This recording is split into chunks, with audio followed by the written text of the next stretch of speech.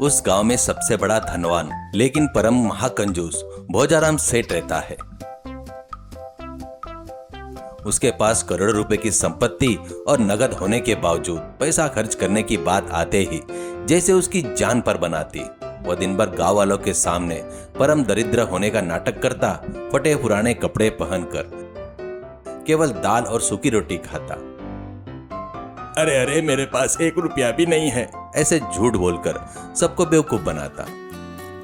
लेकिन अंदर ही अंदर उसकी एक अजीब सी भयानक लालची आदत थी।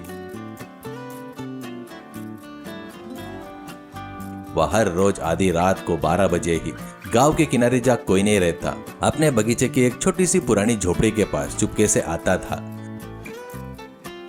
और लक्ष्मी नाम की एक वफादार कुक से तरह तरह के आलीशान व्यंजन, मुंह में पानी लाने वाली बिरयानी, रंग बिरंगी मिठाइयाँ और गर्मा गर्म पूरियां बनवाकर खाट पर महाराजा की तरह बैठकर अकेले ही ठूस ठूस कर खाता। जब वो खाता होता तब अगर उसे कोई देख ले तो उसे जरा भी पसंद नहीं आता। वो किसी को एक निवाला तक नहीं देता था। उसी गांव में सीमू, रामू, सोमू नाम के 3 सीधे साधे मासूम ग्रामीण रहते हैं। उन तीनों ने अपनी फसलों के लिए अतीत में सेठ से कुछ 1000 रुपए उधार लिए थे। सेठ ने उनकी मासूमियत का फायदा उठाकर ब्याज पर ब्याज थोप दिया और उनके कर्ज के कागज अपने तिजोरी में छुपाकर रख दिए। अगर पैसे नहीं चुकाए तो तुम्हारे घर जब्त कर लूंगा, यह कहकर उन्हें रोज डराता और सताता था। उस दिन रात के 11 बज चुके थे। सीनू, रामू और सोमू तीनों गांव के किनारे एक पेड़ के नीचे बैठकर बड़े दुखी होकर आपस में बात कर रहे थे। अरे रामू, कल सुबह ही वह कंजूस सेठ हमारे घर को जब्त करने के लिए अपने गुंडों के साथ में आएगा क्या रे? ब्याज भरने के लिए हमारे पास 1 रुपया भी नहीं है। अब क्या अपने बच्चों को लेकर हम सड़क पर कहाँ जाएंगे रे? वह बहुत बड़ा राक्षस है रे। दिन में तो ऐसे नाटक करता है जैसे उसके पास खाने को 1 भी रुपया न हो। लेकिन कल आधी रात को जब मैं बगीचे की तरफ से जा रहा था तब झोपड़ी में से मुंह में पानी लाने वाला देसी घी, हलवे की महक आ रही थी रे। मुझे तो पूरा शक है कि वह आधी रात के समय कोई बहुत बड़ा गुप्त दावत उड़ाता है यार। अरे मुझे एक उपाय सूझा है रे। सेठ को पैसे के पागलपन के साथ साथ भयंकर डरपोकपन की बीमारी है और भूतों के नाम से पैंडगिली कर देता है। आज आधी रात को जब वो बगीचे में जाएगा तब हम तीनों भूतों की तरह मुंह ढककर वैसा नाटक करते वहां पर जाएंगे। उसे डराकर अपने कर्ज के कागजात पर दस्तखत करवा लेंगे, तिजोरी की चाबियां छीन लेंगे। क्या कहते हो? सीनू, रामू खुशी से तालियां बजाते हुए। अरे वाह, क्या प्लान है सोमू। एक ही बार में सेठ की लालची बुद्धि पर ब्रेक लगा देना चाहिए। ठीक आधी रात के 12 बज गए। बगीचे के पुरानी झोपड़ी के आगे एक छोटी सी लाइट जल रही थी। रोसेन बड़ी भट्टी पर लोहे की कड़ाई रखकर गर्मा गर्म पकवान बना रही थी। भाप छोड़ते उस व्यंजनों की महक पूरे बगीचों में फैल गई। हमारा सेठ भोजाराम बगीचे में बिछी एक बड़ी निवार की खाट पर महाराजा की तरह बैठा हुआ था। उस खाट पर तरह तरह के रंग बिरंगी पकवान, मिठाइयाँ, खीर, पूरी, रोटियां और बिरयानी के बर्तन सजे हुए थे। सेठ दोनों हाथों से उन पकवानों को मुंह में ठूसते हुए आनंद से झूम रहा था। आहा लक्ष्मी, आज तो पूरिया बहुत ही सॉफ्ट बनी है। गांव वाले तो सोचते हैं कि मैं कोई भिखारी जैसा जिंदा रह रहा हूँ।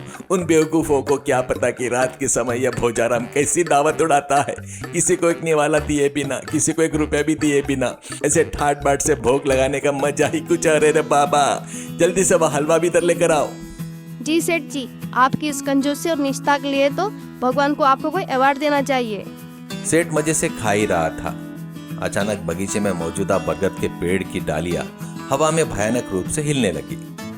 लाइट टिमटिमाते हुए बुझने जलने लगी। इतने में अंधेरे में से 3 भूत प्रकट हुए। भोजाराम, सेवंती लाल, हमें भूख लगी है।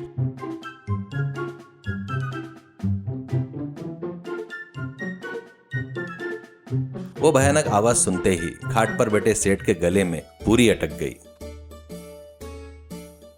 उसने आंखें बड़ी बड़ी करके कांपते हुए उन तीनों भूतों को तरफ देखा। उसकी तो जैसी सांस ही रुक गई। हाथ में पकड़ा लड्डू नीचे गिर गया।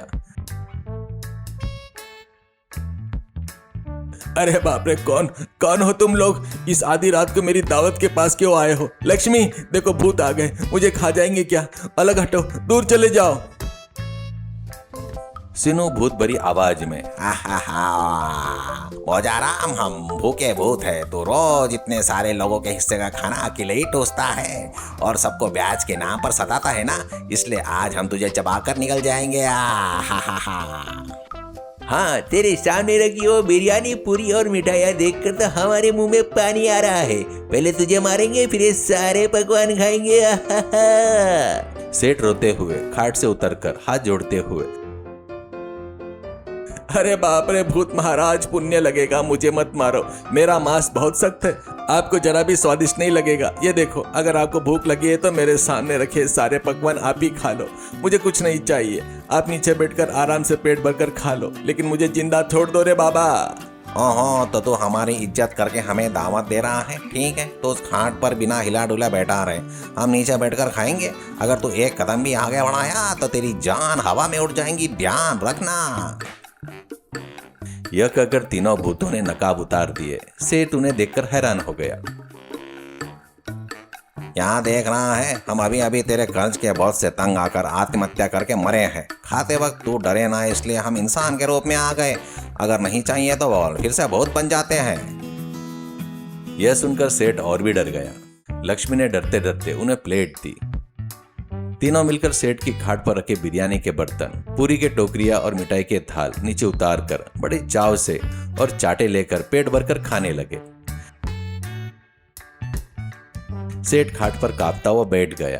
उसके करोड़ों रुपए के कीमती देसी घी के पकवानों को जब वो गपागप खा रहे थे तो अंदर ही अंदर उसकी कंजूसी आत्मा तड़प रही थी, लेकिन जान के डर से वह कुछ भी नहीं बोल पा रहा था और अपना मुंह फाड़े देख रहा था। सोमा बिरयानी खाते हुए, हाँ, सेठ जी, खाना तो बहुत लाजवाब है, लेकिन हम भूतों का पेट अभी तक नहीं भरा है। हमें एक और छोटा सा उपहार चाहिए। क्या चाहिए भूत जी? मेरी जान के अलावा कुछ भी ले लो आप। हमारे कर्ज के कागजात तेरे बगीचे की तिजोरी में है ना, हमें पता है। हमारे मरने के बाद तू हमारे परिवार को सताएगा, इसलिए वे सारे कागजात अभी अभी यहाँ लेकर आ और उन पर लिख के पूरा कर्जा चुकता हो चुका है। अपने दस्तखत कर, नहीं तो मिठाइयाँ खाते ही तेरा काम तमाम कर देंगे। कर्ज के कागजात सुनते ही सेठ की तो जैसे जाने निकल गई, लेकिन भूतों की भयानक आंखों को देखकर वो कांपते हाथों से झोपड़ी के अंदर गया। तिजोरी खोली, तीनों किसान के कर्ज के कागजात बाहर लेकर आया। उसने पेन से लिखा, कर्जा पूरी तरह चुकता हो चुका है। उस पर दस्तखत किए और कागजात उन्हें सौंप दिए। तीनों ने खाना खत्म किया। सेठ की तरफ गंभीर होकर देखा। ओ भोजाराम, आज से तेरा कर्जा उतर गया और हमारी भूख मिट गई, लेकिन याद रखना, अगर तो फिर गांव वालों को धोखे से सताया, ब्याज के नाम पर तंग किया या ऐसी आधी रात को अकेले छिपकर दावतें उड़ाई, तो हम फिर आएंगे और तुझे हमेशा के लिए अपने भूत लोक में ले जाएंगे। सावधान। यह कहते हुए तीनों अंधेरे में गायब हो गए। उनके जाते ही सेठ खाट पर बैठ गया। अरे बाप रे, ऐसा कहते हुए बेहोश होकर गिर पड़ा। अगली सुबह हुई, सूरज निकल आया। सेठ ने धीरे धीरे आंखें खोली। बगीचे में सिर्फ खाली बर्तन पड़े थे।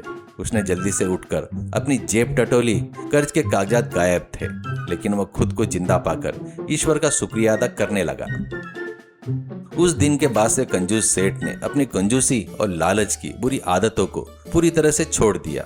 आधी रात को छिपकर दावत उड़ाना बंद किया और दिन में गांव के लोगों को ईमानदारी से मदद करना और गरीबों को अन्नदान करना शुरू कर दिया। गांव के सभी किसान खुशी खुशी अपनी फसल उगाने लगे और आनंद से रहने लगे। सीख, अत्यधिक लालच और कंजूसी से दूसरों का हक छीनकर अकेले ही छिपकर भोग भोगने की नीच बुद्धि इंसान को हमेशा डर और अपमान की ओर ले जाती है। दूसरों की मदद करते हुए ईमानदारी से जीने में ही जीवन की सच्ची शांति और सम्मान निहित होती है।